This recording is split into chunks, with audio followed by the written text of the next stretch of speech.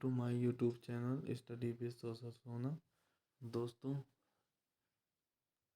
Exam की date को शायद सचिव ने बदल दिया है, तो ऐसा मत समझें कि एग्ज़ाम टाइम पे नहीं होगा।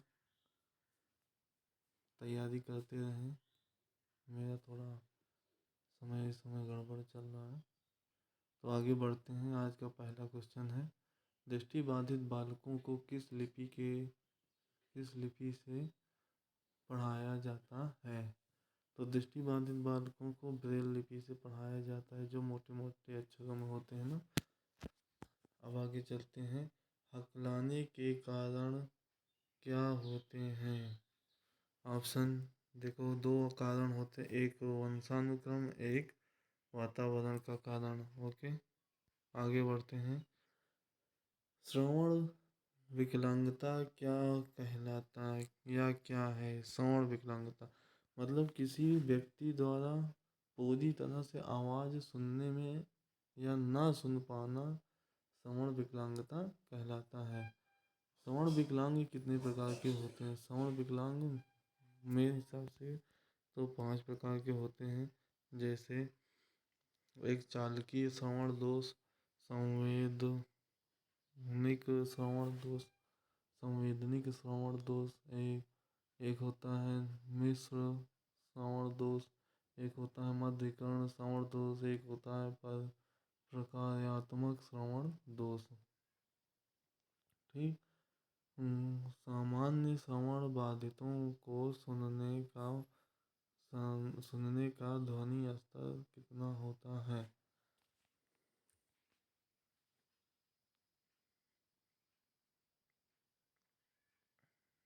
ठीक।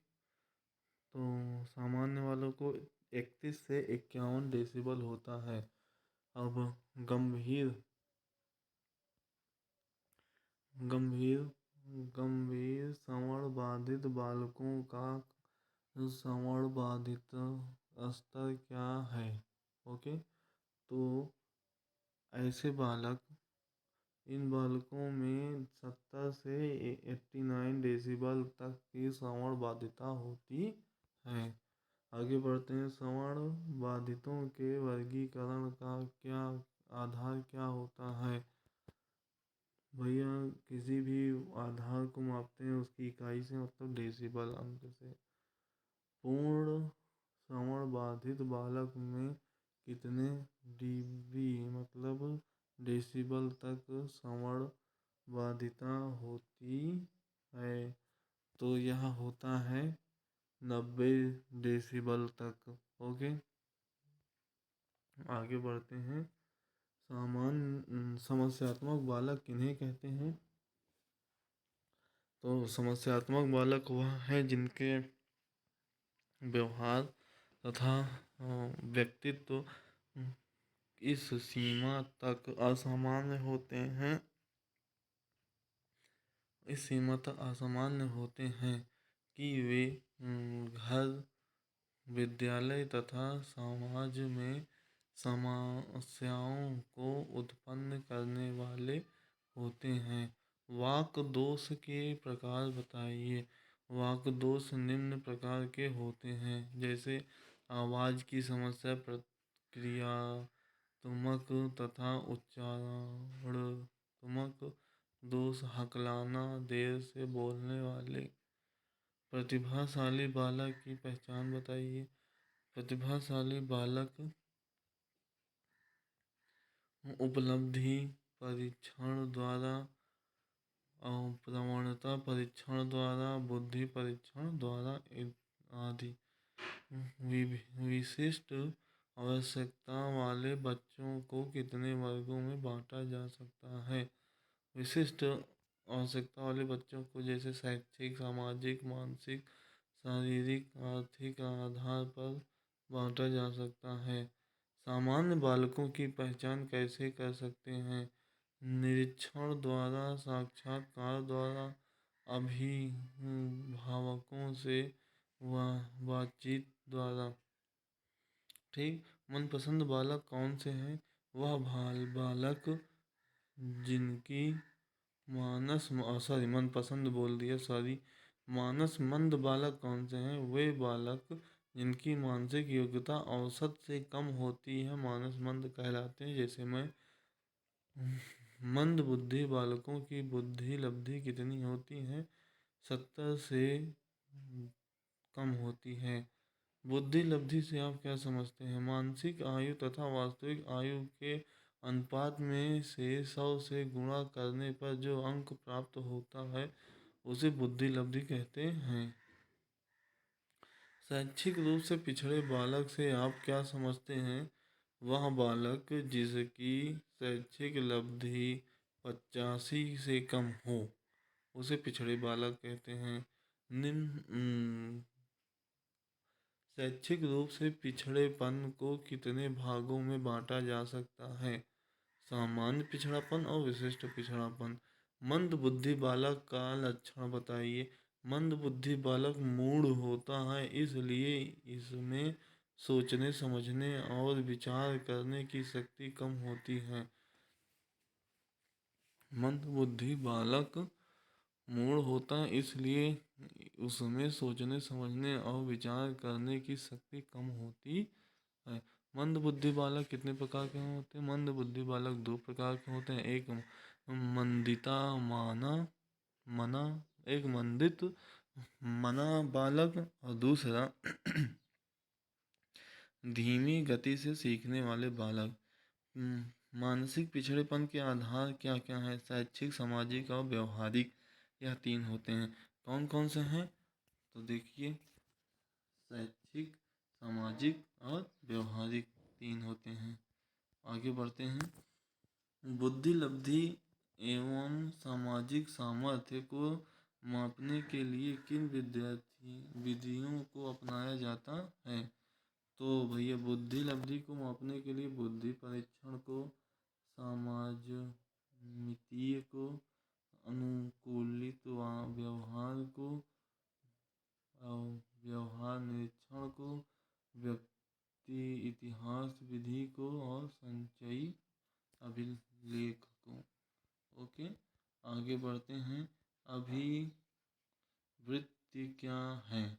अभिवृत्ति किसी मनोविज्ञान वस्तु से संबंधित धनात्मक एवं ऋणात्मक प्रभाव की क्षमता है। अभिवृत्ति किसी मनोवैज्ञानिक रूप से संबंधित धनात्मक तथा ऋणात्मक प्रभाव की क्षमता है। ओके, गणितीय ब्रेल कोड का क्या तात्पर्य है? दृष्टिबाधित छात्रों द्वारा ब्रेल के माध्यम से गणित सीखने के लिए एक कोड का प्रयोग किया जाता है। गणित सीखने के लिए एक कोड का प्रयोग किया जाता है जिसे गणितीय ब्रेल कोड कहते हैं। गणित दृष्टिबाधित छात्रों द्वारा ब्रेल के संबंध में दृष्टिबाधित छात्रों द्वारा ब्रेल के माध्यम से गणित सीखने के लिए कोड का प्रयोग किया जाता है जिसे गणितीय ब्रेल कोड कहते हैं। ओके, वास्तविक आयु क्या है? वास्तविक आयु से तात्पर्य उस आयु से है वास्तविक आयु से तात्पर्य उस आयु से है जो उसकी बुद्धि परीक्षण देते समय होती है। जो उसकी बुद्धि परीक्षण देते समय होती है। बुद्धि परीक्षण कितने प्रकार के होते हैं? बुद्धि परीक्षण के 3 प्रकार होते हैं। व्यक्तिगत बुद्धि परीक्षण, सामूहिक बुद्धि परीक्षण और क्रियात्मक बुद्धि परीक्षण। व्यक्तिगत बुद्धि परीक्षण, सामूहिक बुद्धि परीक्षण और क्रियात्मक बुद्धि परीक्षण। ब्रेल लिपि क्या है?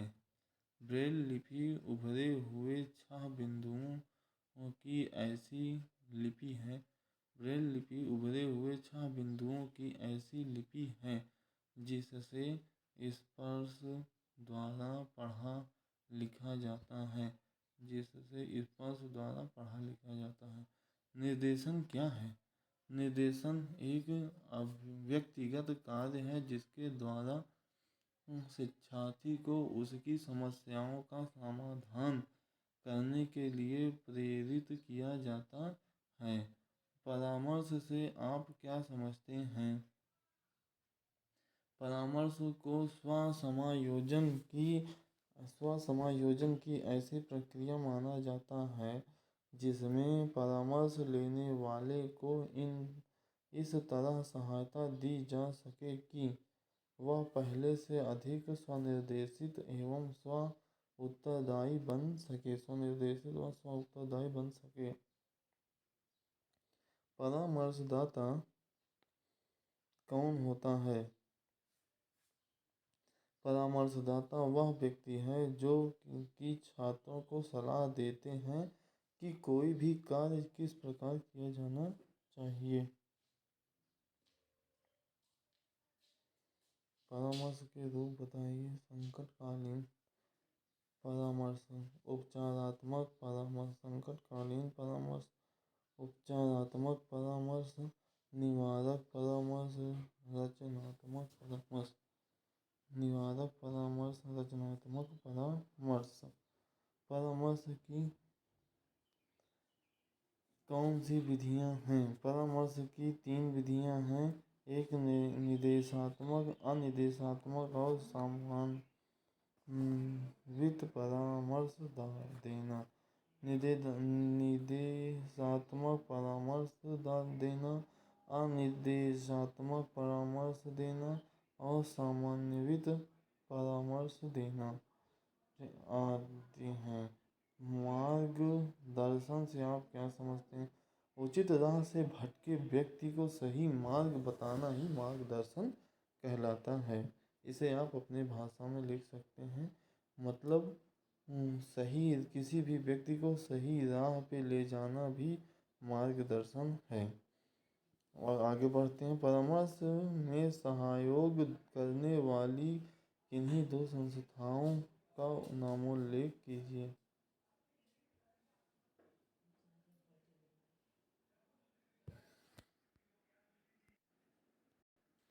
आगे बढ़ते हैं। परामर्श देने वाली 2 संस्थाओं, एक मनोविज्ञानशाला उत्तर प्रदेश इलाहाबाद, एक डाइट जिला शिक्षा एवं प्रशिक्षण संस्थान में प्रशिक्षित डाइट सेंटर। ओके, आगे बढ़ते हैं। जिला चिकित्सालय की विशेषज्ञ समिति का नेतृत्व किसके द्वारा किया जाता है? तो मुख्य चिकित्साधिकारी द्वारा। जिला चिकित्सालय की विशेषज्ञ समिति का नेतृत्व किसके द्वारा होता है? तो मुख्य चिकित्साधिकारी। जिला शिक्षा एवं प्रशिक्षण संस्थान की स्थापना कब और किसके द्वारा की गई? जिला शिक्षा एवं प्रशिक्षण संस्थान की स्थापना भारत सरकार द्वारा सन 1986 में की गई। जिला शिक्षा एवं प्रशिक्षण संस्थान की स्थापना कब और किसके द्वारा की गई? तो भारत सरकार के द्वारा 1986 में की गई। ओके, आगे बढ़ते हैं।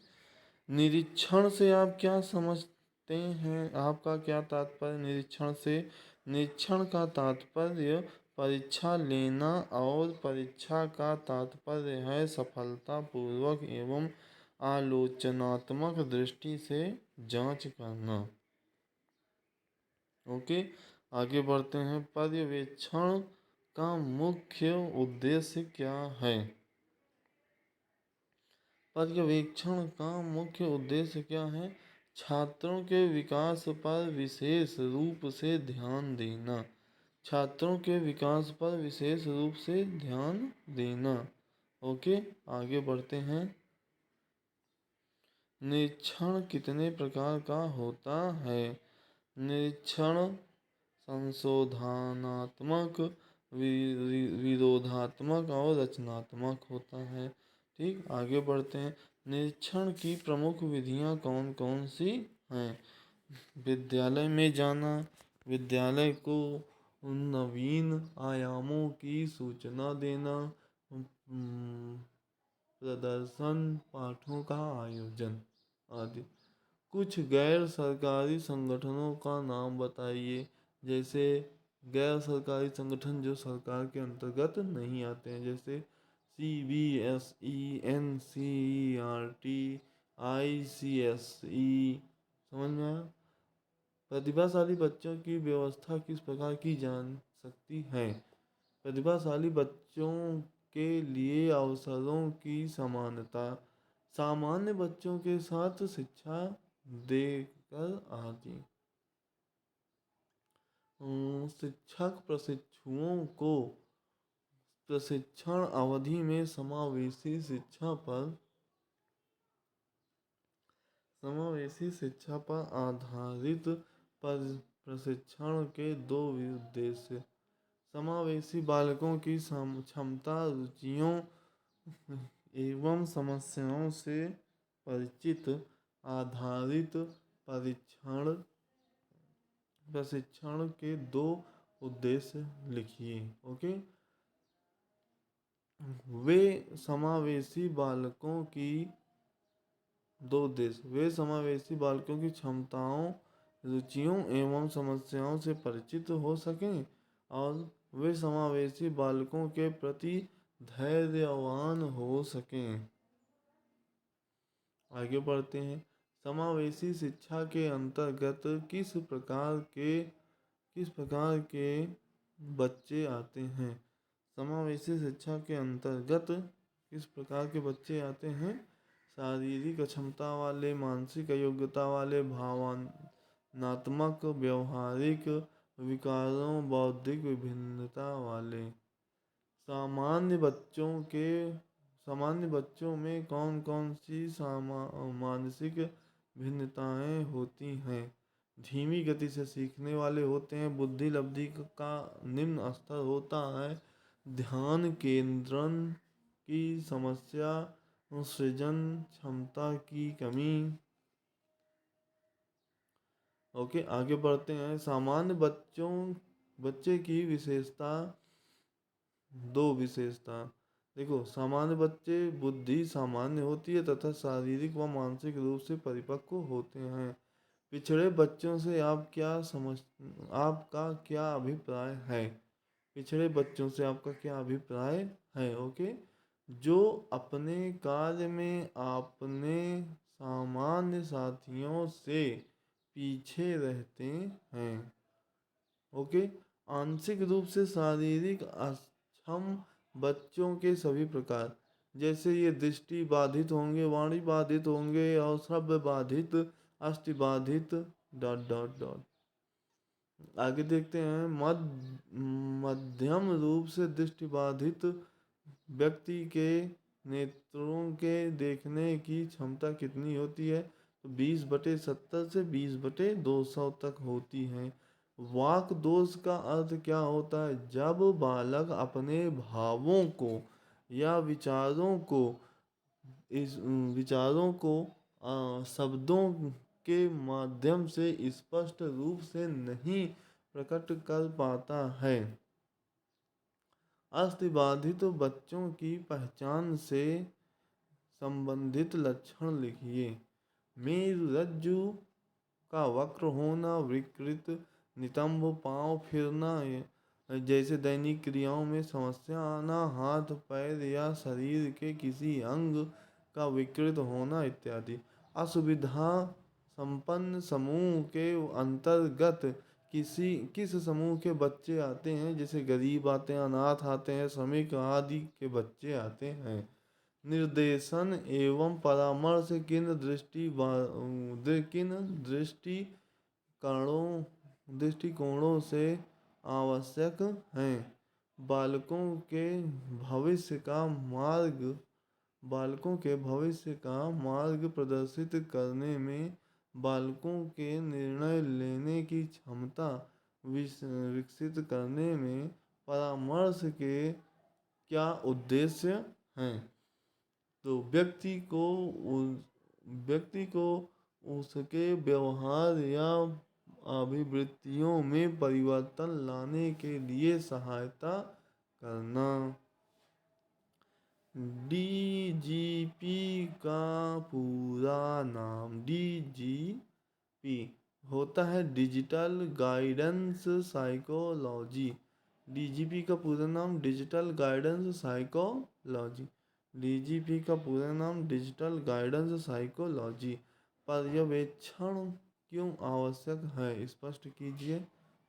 विद्यालय की गतिविधियों का मूल्यांकन करने में तथा अध्यापक को कार्यकुशलता बढ़ाने में पर्यवेक्षक आवश्यक है।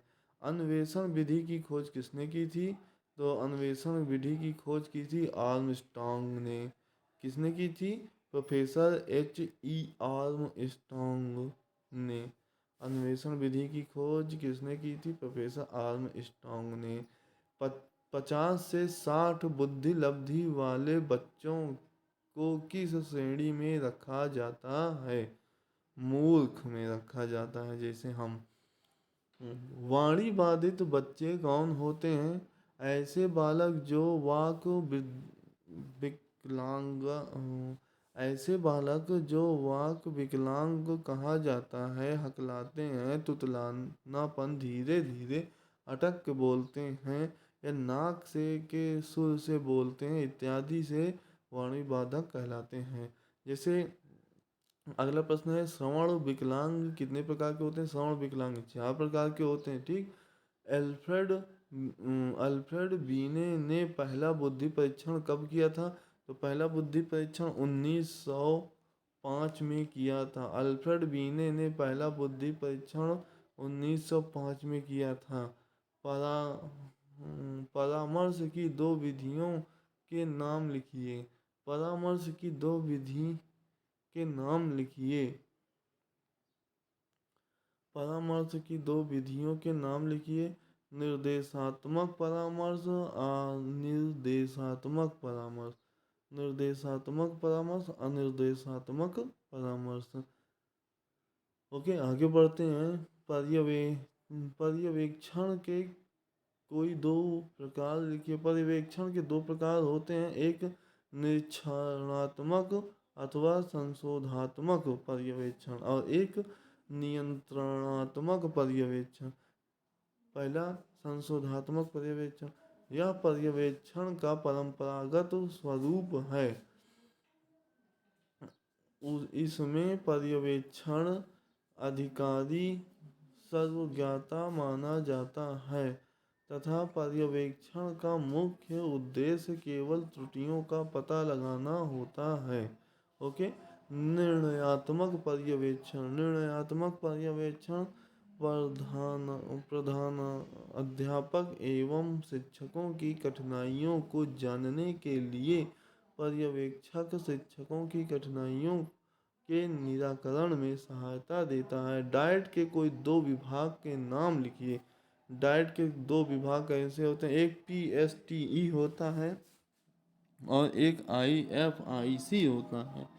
PST मतलब होता है सेवा पूर्व प्राथमिक शिक्षा शिक्षक प्रशिक्षण विभाग। और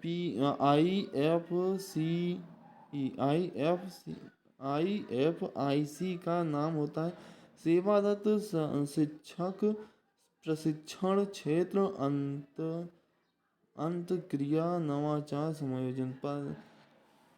अगला प्रश्न है, परामर्श की कोई एक परिभाषा लेखक के नाम सहित लिखिए।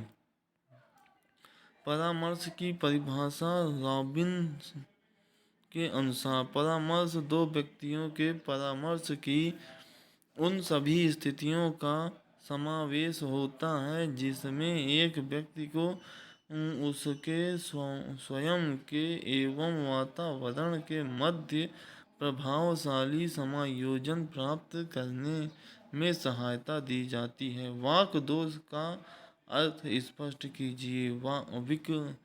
वाक दोष विकलांग बालकों की वाणी दोष वाले बालक भी बहुत होते हैं। वाणी दोष वाले बालक या तो ठीक प्रकार से बोल नहीं पाते अथवा उनकी द्वारा बोली गई बात श्रोता भली भांति समझ नहीं पाता अथवा देर से समझते हैं। बोलने के दोष प्रमुख हैं, जैसे उच्चारण संबंधी दोष, देर से बोलने के दोष, हकलाना, ओष्ठ विकृति, आवाज की समस्या। ओके। और एक और होता है श्रवण विकृति। बाल अपराध